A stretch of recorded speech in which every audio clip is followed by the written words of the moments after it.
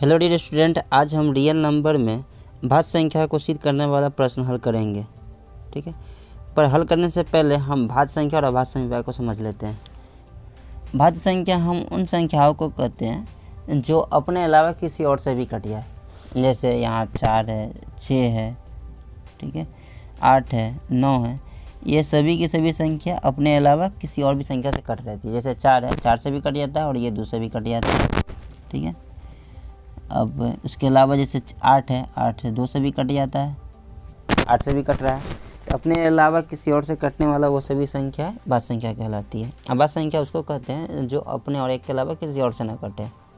ठीक है, अब जैसे 2 है, 3 है, 5, 7 है, 11 है और 13 है, 17 है, ये अपने और एक के अलावा किसी और से नहीं कटता है। तो ये सब क्या हो गया, हमारा अभाज्य संख्या हो गया। चलिए अब हम लोग चलते हैं प्रश्न की ओर। ठीक है, तो हमको सिद्ध करना है। सिद्ध के यहाँ पर कभी कभी आपको व्याख्या करे या दर्शाए दे, भाषा अलग भी चेंज करके दिया जा सकता है। ठीक है, तो सिद्ध करे कि या व्याख्या करे कि या दर्शाए कि 3 × 7 × 13 जोड़ 3 एक भाज्य संख्या है। हमें दर्शाना यानी सिद्ध करना है कि 3 × 7 × 13 जोड़ 3 क्या है, एक भाज्य संख्या है। ठीक है, देखिए ऐसा प्रश्न को बनाने के लिए हम लोग क्या करेंगे कि x बराबर इन संख्या को मान लीजिए। अगर x बराबर नहीं मानेंगे तो भी बन जाएगा। इन सभी संख्या को गुना कर लीजिए, पहले गुना करके फिर जोड़ लीजिए। यहाँ पर जोड़ है तो फिर जो संख्या आएगा ना उनका अभाज्य गुणनखंड कर लीजिए। ठीक है, अब फिर उनके बाद भाषा का प्रयोग कीजिए, उसके बाद लिख दीजिए। चलिए आगे हम देखते हैं इसे किस प्रकार बनाते हैं। ठीक है, तो हम यहाँ क्या किए हैं, मान लिए हैं सभी संख्या को x बराबर माना। x बराबर, ठीक है, जो भी संख्या दिया हुआ है उसको x बराबर हमने मान लिया है। तो माना x बराबर 3 × 7 × 13 जोड़ 3, हमने x बराबर मान लिया। अब हम यहाँ क्या कर लिए, 3, 7 और 13 को गुना कर लिए, प्लस 3 यहाँ करके जोड़ लिए, तो कितना आ गया, 276। अब हम क्या करेंगे, 276 का अभाज्य गुणनखंड करेंगे। अभाज्य गुणनखंड हम लोग कैसे करते हैं, जैसे लघुत्तम निकालते हैं, जैसे 276 लिख दीजिए। ठीक है, फिर 2 से भाग दीजिए जितना बार में लगेगा, फिर उसके बाद 2 से भाग दीजिए। ठीक है, फिर 3 से भाग दीजिए, फिर 23 आएगा। इस तरीके से करके हम लोग क्या निकाल लेते हैं, अभाज्य गुणनखंड आप कर लीजिएगा। तो ये 3 × 2 × 2 × 23 आएगा। इसको आप ऐसे भी लिख सकते हैं, 3 × 2 का पावर 2 × 23, ऐसे भी लिखा जा सकता है। ठीक है, इनके बाद यहाँ पर हम लोग भाषा का प्रयोग करेंगे कि अंकगणित के आधारों पर में से हम लोग जानते हैं कि अंकगणित के आधारों पर में से कि प्रत्येक भाज्य संख्या को है ना अभाज्य संख्या के रूप में गुणनखंडित किया जा सकता है। ठीक है, अंकगणित की आधारभूत संख्या कहती है। ठीक है, इसका मतलब ये सब क्या है, अभाज्य संख्या है और अभाज्य संख्या का गुणनफल रहता है। इसके अनुसार ये क्या हो जाएगा, भाज्य संख्या हो जाएगा, क्योंकि जितना भी भाज्य संख्या होता है इन सभी को अभाज्य संख्या के गुणनफल के रूप में गुणनखंडित किया जा सकता है। तो यहाँ जो अभाज्य संख्या के रूप में गुणनखंडित किया जा सकता है, निश्चित रूप से यह एक भाज्य संख्या होगा। अतः x ये हमारा क्या हो गया, भाज्य संख्या हो गया। ठीक है, या x आप नहीं मानिएगा तो ये संख्या को लिखिएगा 3 × 2 × 2 × 23, यह हमारा भाज्य संख्या है। ठीक है, अब दूसरे प्रश्न की ओर चलते हैं जो इससे थोड़ा भारी है। ठीक है, अब अगला हमारा प्रश्न है कि व्याख्या कीजिए कि 7 × 11 × 13 जोड़ 13 और 7 × 6 5 4 3 2 1 लाइन से सब गुना में जोड़ 5 भाज्य संख्या। अब देखिए इसमें 2 टर्म है, एक तो ये है।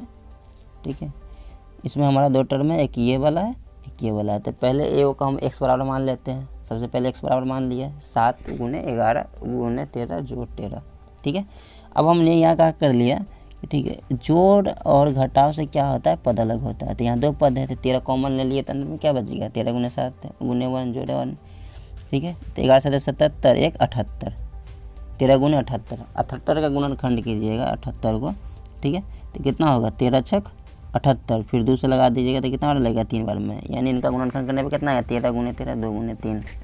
ठीक है, अब इनके बाद हम लोग भाषा का प्रयोग कर लेंगे। 2 या 2 से अधिक अभाज्य संख्याओं का गुणनफल भाज्य संख्या होता है। ठीक है, और अंत में लिख देंगे अतः x भाज्य संख्या है। देखिए यहाँ हमने क्या भाषा का प्रयोग किया था, यहाँ हमने प्रयोग किया था कि प्रत्येक भाज्य संख्या को अभाज्य संख्या के रूप में गुणनखंडित किया जा सकता है। ठीक है, और यहाँ हम लोग भाषा का प्रयोग जो किए हैं वो हमने क्या किया है कि 2 या 2 से अधिक अभाज्य संख्याओं का गुणनफल भाज्य संख्या होता है। तो इन दोनों में से कोई भी भाषा का प्रयोग कर सकते हैं। ठीक है, अब समझ गए हैं कैसे बनाएंगे। सबसे पहले हम लोग x बराबर उन संख्या को लिख लेंगे। फिर जो गुना में सबको गुना करके जोड़ देंगे, फिर उनका अभाज्य गुणनखंड कर लेंगे, एक भाषा का प्रयोग करेंगे और अंत में लिख देंगे, अतः वह भाज्य संख्या है। ठीक है, तो अभी तक हमने जो इसको प्रूफ किए हैं कि एक भाज्य संख्या है, ये आधा पार्ट को ही किए 7 गुने 11 गुने 13 जोड़ 13। लेकिन यहाँ भी हमारा बाकी है 7 गुने 6 गुने 5, ये भी बाकी है। ठीक है, चलिए इसको भी कर लेते हैं। ठीक है, तो यहाँ हम लोग x बराबर इनको तो मान चुके हैं पहले ही, x बराबर ने हमने तो इसका मान निकाल लिया। अब इनको हम लोग y बराबर मान लेते हैं, तो y बराबर 7 गुने 6 गुने 5 गुने 4 गुने 3 गुने 2 गुने 1 जोड़ 5 मान लिए। ठीक है, 7 6 5 4 3 2 सबको गुना करने पर आपको 540 आएगा, और इसमें 5 जोड़ दीजिएगा तो कितना आ जाएगा। ठीक है, 50 45 यानी 5 4 45। इनका गुणनखंड आप कीजिएगा, भाज्य गुणनखंड, तो ये 5 गुने 1009 आएगा। ठीक, अब यहाँ पर तीनों में से कोई भाषा, यहाँ पर आपको 3 भाषा दी हैं, इन तीनों में से कोई भी भाषा का प्रयोग करके आप लिख लीजिए। ठीक है, जैसे अंकगणित के आधारभूत परिमेय से प्रत्येक भाज्य संख्या को अभाज्य संख्या के रूप में गुणनखंडित किया जा सकता है। अंत में लिख दीजिएगा अतः y एक भाज्य संख्या है। या आप ये भी लिख सकते हैं, अगर ये नहीं लिखना चाहते तो 2 या 2 से अधिक अभाज्य संख्याओं का गुणनफल भाज्य संख्या होता है, अतः y एक क्या होगा, भाज्य संख्या होगा। अगर ये भी आपको भारी लग रहा है तो आप ऐसे भी लिख सकते हैं कि संख्या y अभाज्य संख्याओं का गुणनफल है। ठीक है, ये जो संख्या y आया है, y हमारा जो आया है संख्या y, ये क्या है, अभाज्य संख्याओं का गुणनफल है। ठीक है, अतः y क्या होगा, भाज्य संख्या हो गया। ये हमारा सत्यापित हो गया। तो ये 3 भाषा आपको हम बता दिए सहूलत के लिए। आप तीनों भाषा में से किसी भी भाषा जो आपको सरल लगता है उनका उपयोग करके आप आसानी से सिद्ध कर सकते हैं। ठीक है, अगर समझने में कुछ कठिनाई हो तो आप हमें कमेंट करके बताएं।